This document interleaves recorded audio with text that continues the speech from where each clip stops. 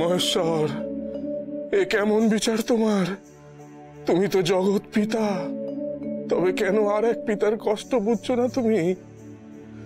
লোকনাথ যে আমার সবকিছু, ওকে ছেড়ে সত্যি আমি থাকবো কিভাবে?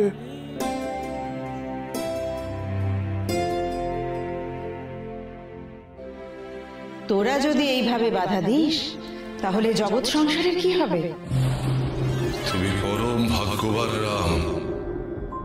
তোমার এই সন্তান অগণিত মানুষের পাপ তাপ নাশ করে তাদের দুঃখ মোচন করবে, তাদের মুক্তি দেবে। লোকের নাথ হয়ে উঠবে তোমার এই সন্তান।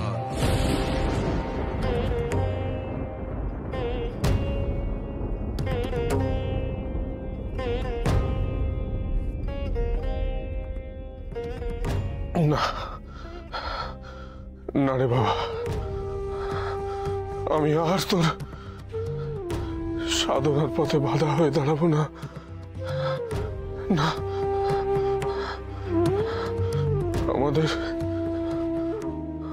আমাদের মোহের জন্য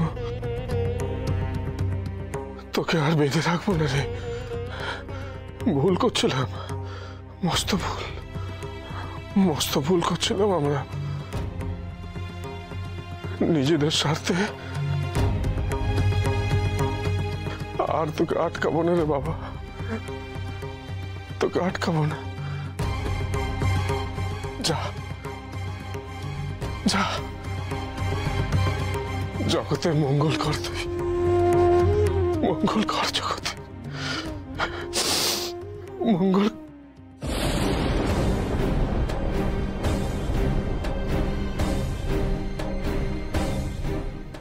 গুরুমার বাড়ি গেছিলাম, লোকনাথের বিয়ে পাকা কথা বলে এসেছি। গুরুমা আমাকে নিজে বলেছেন উনি সন্ধ্যার বাবার সঙ্গে কথা বলে তবে আমাকে জানাবেন। না না কমলা, ভুল করছো, তুমি ভুল করছো কমলা, ভুল করছো। বিশ্বকেও তো আটকে রাখতে চেয়েছিলে অন্যকে এনে।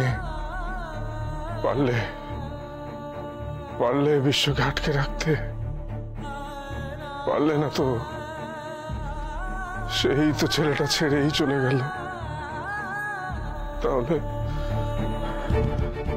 তাহলে কেন এমন কাণ্ড করছো কমলা? এরকম করো না। হ্যাঁ, বিশ্বর জন্য আমারও খুব কষ্ট হয় গো। বিশ্বটা থাকলে আমি তো মনে জোর পেতাম, আজও নেই বলে আমি তো আরো অসহায় হয়ে গেছি গো। কিন্তু কই, আমি তো লোকনাথকে আটকাচ্ছি না কমলা। তুমি আটকিও না তুমি। জগতের এই নির্মম সত্যটাকে মেনে নাও কমলা। আটকিও না লোকনাথকে, আটকিও না।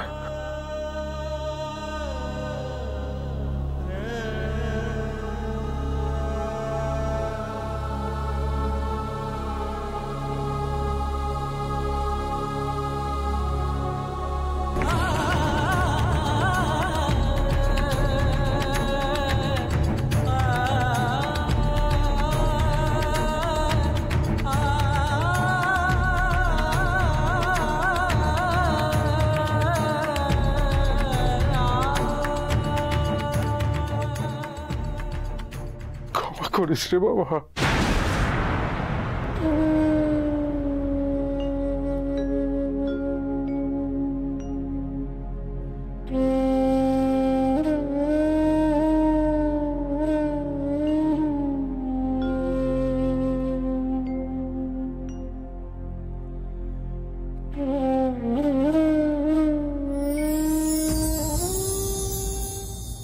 হয়েছে বাবা?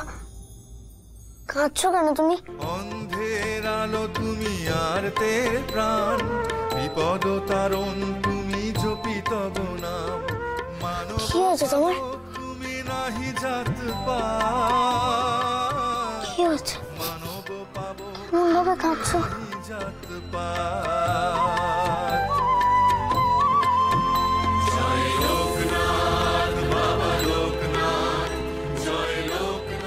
তুই আর এই হাতটা ছাড়িস না বাবা, আমি যে একা পারবো না সইতে।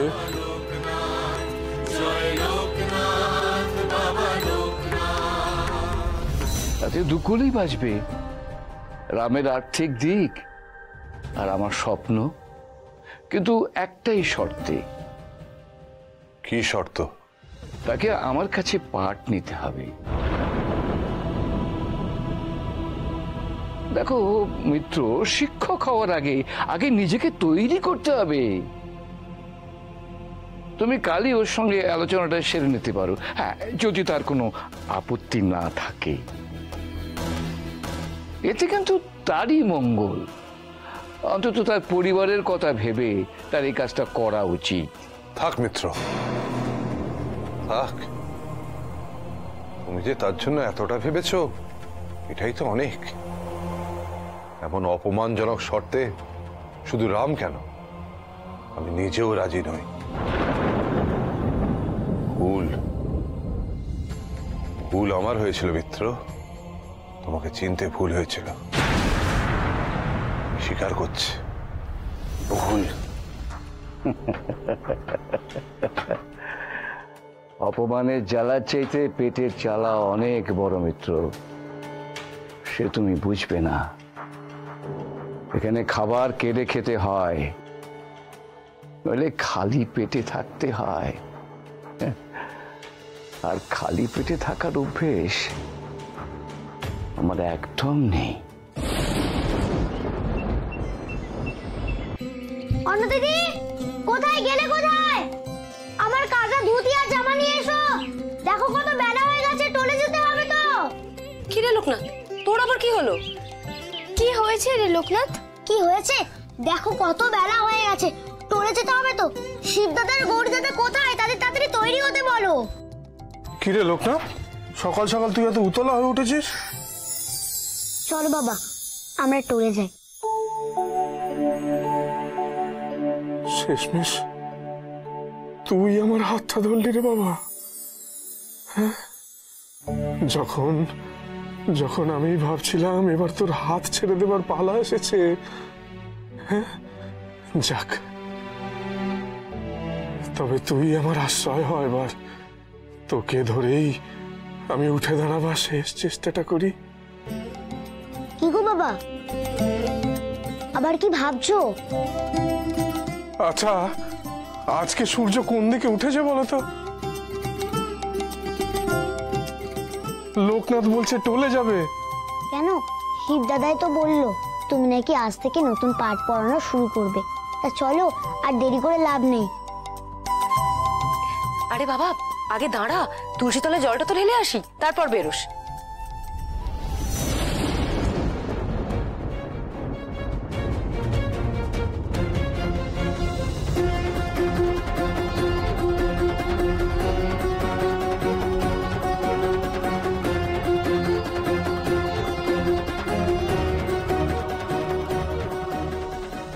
এ কি হলো?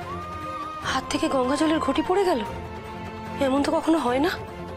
হে ঠাকুর, এ তুমি কিসের ইঙ্গিত করলে? আবার কোনো অনিষ্ট হতে চলেছে নাকি? কমলা, চিন্তা করো না গো, কিচ্ছু হবে না, কোনো বিপদ হবে না। কিছু হবে না মানে? হাত থেকে এইভাবে ঘটিটা পড়ে গেল আর আপনি বলছেন কিছু হবে না? আজ আপনাদের আর কোথাও গিয়ে কাজ নেই, আপনারা সবাই বরঞ্চ বাড়িতেই থাকুন। মা, তুমি যে কি বলো না, হাত থেকে তো সারাদিন কত কিছুই না পড়ে, সবকিছুতে আর বিপদ হয় বলো? হ্যাঁ গো, হ্যাঁ, আর তাছাড়া দেখো ওদিকে তো টোলে সব ছাত্ররা এসে বসে থাকবে গো। কিন্তু আমার মনটা যে বড় কুক গাইছে। মা, আজ বাবা নতুন পাঠ পড়ানো শুরু করবে, এমন ভয় পেলে চলে? আমি তো আছি, দেখো কোনো বিপদ হবে না। বাবা চলো আমরা যাই। হ্যাঁ চল, আমি তোকে কাছে ধুতিয়ে জামা দিচ্ছি, চল। চ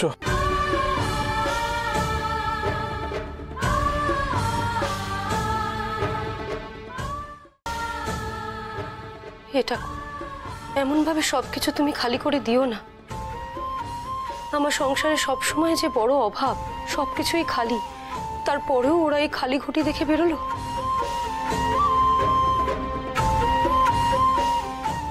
রক্ষা করো ঠাকুর, রক্ষা করো।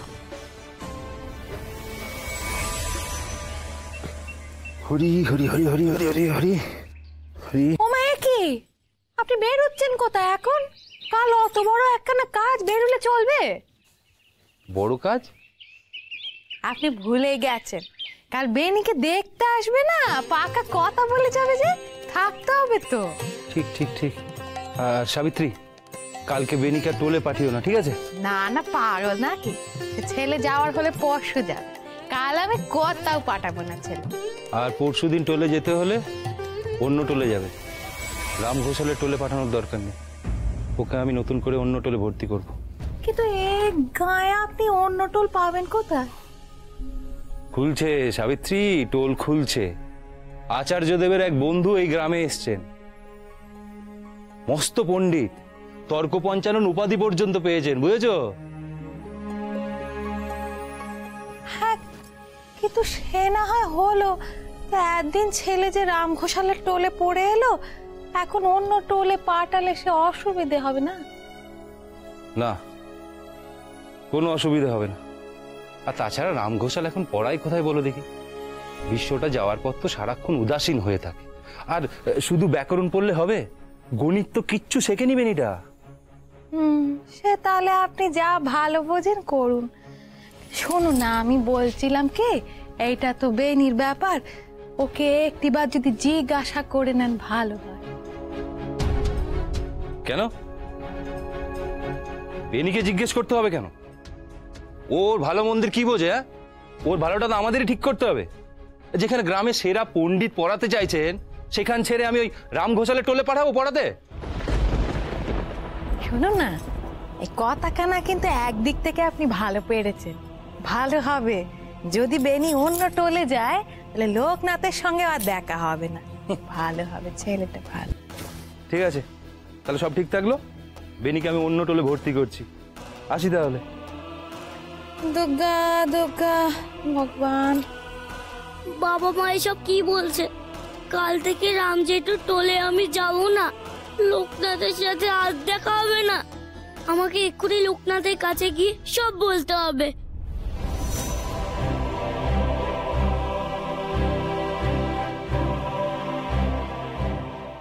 বাবা, আজ যে নতুন পাঠ পড়াবে বলেছিলে। হ্যাঁ রে বাবা, পড়াবো, একটু সবুর কর, সবাইকে আসতে দে। বাবা, আজ মহাভারতের নতুন অধ্যায় পড়ানো শুরু করো না। তোমার মুখে কতদিন গল্প শুনিনি মহাভারতে। ওরে বাবা, শুনবি রে শুনবি, সবাইকে আসতে দে আগে, শুনবি। কিন্তু এত বেলা হয়ে গেল, অন্যদিন তো সবাই এতক্ষণে চলে আসে, আজ এলো না কেন? আজকেও আসবে না গো?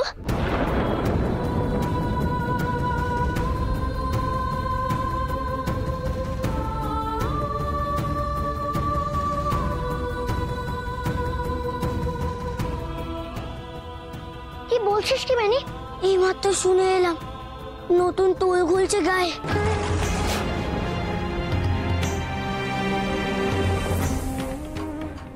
মস্ত এক পণ্ডিত নতুন নতুন পাঠ দেবে। সবাই সেখানে গেছে, আমার বাবাও সেখানে ভর্তি করবে বলেছে। সে কি? সবাই সেখানে গেলে আমাদের টোলের কি হবে?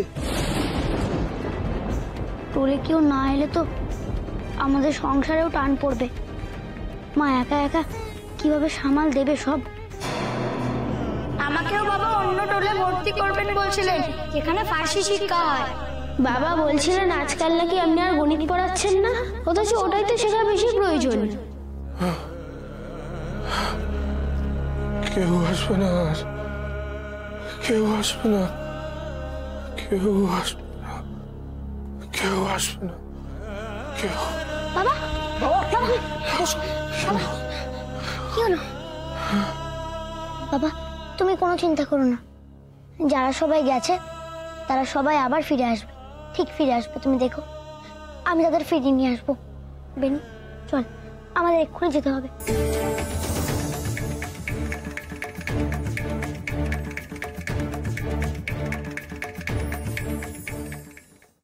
কাকি, কাকি, ও কাকি, কি হয়েছে? বলছি তোমার ছেলেকে আমার বাবার টোলে পড়তে পাঠাওনি কেন?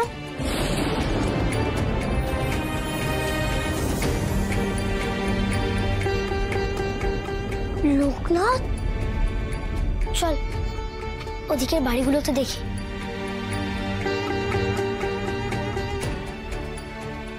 কি হলো, ছেলেকে পড়তে পাঠাওনি কেন?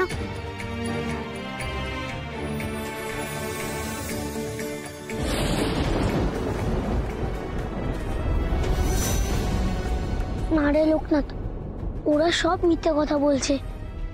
ওদের ছেলেরা নতুন টোলেই পড়তে গেছে। লোকনাথ, বেনি, তোমরা এদিকে কোন দিকে যাচ্ছ? এদিকে আমরা গায়ের ছেলেদের ডাকতে যাচ্ছি, ওরা আজকেও বাবার টোলে পড়তে আসেনি। সে কি? হ্যাঁ গো দিনুদাদা, সবার বাড়ির লোক বলছে কারোর শরীর খারাপ, কেউ কেউ নাকি মামা বাড়ি গেছে, তাই পড়তে যেতে পারবে না। কিন্তু আমি যে ফেরার সময় দেখলাম সব ছেলেরা দল বেঁধে জমিদার বাড়ির দিকে যাচ্ছে। হাতে পুঁথি, কাঁধে ঝোলা। ওদের কথা শুনে বুঝলাম গায়ে কোনো এক নতুন পণ্ডিত এসেছে, তর্ক পঞ্চানোর নাম। সবাই ওদের কাছেই পড়তে যাচ্ছে।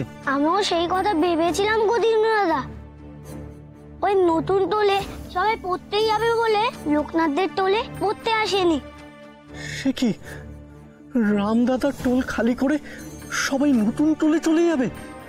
তাহলে কি হবে লোকনাথ? কি আর হবে, যারা নতুন টোলে গেছে তারা আবার ফিরে আসবে। শুধু দেখতে হবে নতুন টোলে কি পড়ানো হচ্ছে। চলবে নি, নতুন টোলের খোঁজটা নিয়ে আসি। জমিদার মশাইয়ের অনুমতি ছাড়া তো সেখানে টোল শুরু করা যাবে না। তবে কি জমিদার মশাই জেনে বুঝে ওই নতুন টোলের অনুমতি দিলেন? তো তাতে যে রামদাদার টোল খালি হয়ে যাবে। না না না না, জমিদার মশাই এমন কাজ কখনো করবেন না। তবে না না, এক্ষুনি একবার জমিদার মশাইয়ের সাথে দেখা করতে হবে আমায়।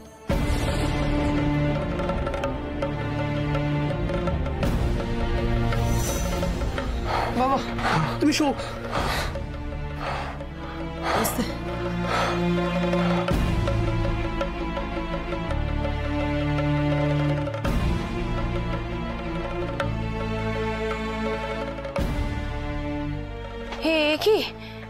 কি হয়েছে আপনার? এরকম অসময় শুয়ে পড়লেন কেন? শরীর খারাপ নাকি? বাবা, বাবা কি হলো আপনার, বলুন না। কমলা, কমলা, টোলটা বোধহয় বন্ধ করে দিতে হবে গো।